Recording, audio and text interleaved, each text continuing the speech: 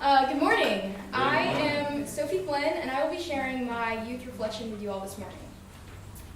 Have you ever been stereotyped? I know I have.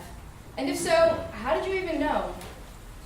I've gotten comments varying from, "You're Indian, so don't you have all A's?" or "You're Indian, so you must be smart."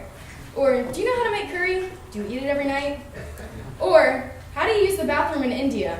Well, how would I know? I came here when I was 18 months old and still in my diapers. I certainly don't fit the blonde-haired, blue-eyed ITB at my high school, Broughton. People have assumed that I'm Mexican or African-American, and maybe it's because I am comfortable with friends of other races and ethnicities. Yet plenty of people make assumptions without realizing the hurt on the receiving end. Racism has always been hard to talk about, and some can feel as though they are walking on eggshells when talking about race. Others are simply clueless. There are two parts of today's racial justice theme: race and justice. Let's begin with race. In the biological sense, there's only one race, Homo sapiens. What we call race is a superficial social construct.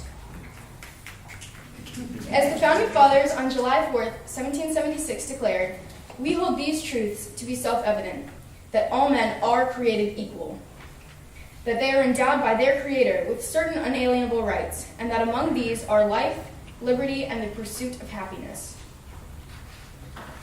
As all 7.7 billion of us on this planet are inherently equal, the sensible conclusion to be drawn is that we should be treated in an equitable fashion, right? Yeah. Let's talk about the other part, justice.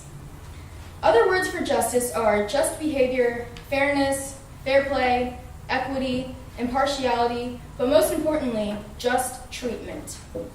The idea of justice requires that there is a choice to be made by humans when given a number of options.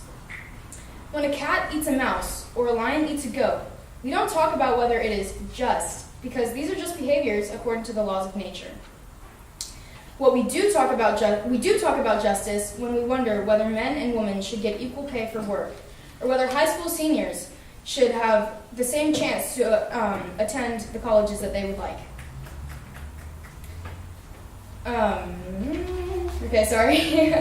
Different ethnic backgrounds should have the equal chance to attend college or be treated equitably by the justice system. It is critical that all of us make choices that result in equal justice for every individual, as it is self-evident that all people are created equal. Samaritans in the time of Jesus were a despised minority. Jesus said to the Samaritan woman at the well, "What you're called will not matter, and where you go to worship will not matter. It is who you are and the way that you live that counts before God." Amen. As people of faith, our choices must always be consistent with the laws of nature and the divine laws of God. These include the Ten Commandments and the teachings of Jesus, particularly the Sermon on the Mount. Let us always remember what Jesus taught us. Blessed are the poor in spirit, for theirs is the kingdom of heaven. Blessed are those who mourn, for they shall be comforted. Blessed are the meek, for they shall inherit the earth. Blessed are those who hunger and thirst for righteousness, for they shall be satisfied. Blessed are the merciful, for they shall receive mercy. Blessed are the pure in heart, for they shall see God. Blessed are the peacemakers, for they shall be called sons of God. Blessed are those who are persecuted for righteousness' sake, for theirs is the kingdom of heaven. Blessed are you when others revile you and persecute you and utter all kinds of evil things against you falsely on my account. You may read the full Sermon on the Mount in Matthew 5-7, and let these principles guide your life.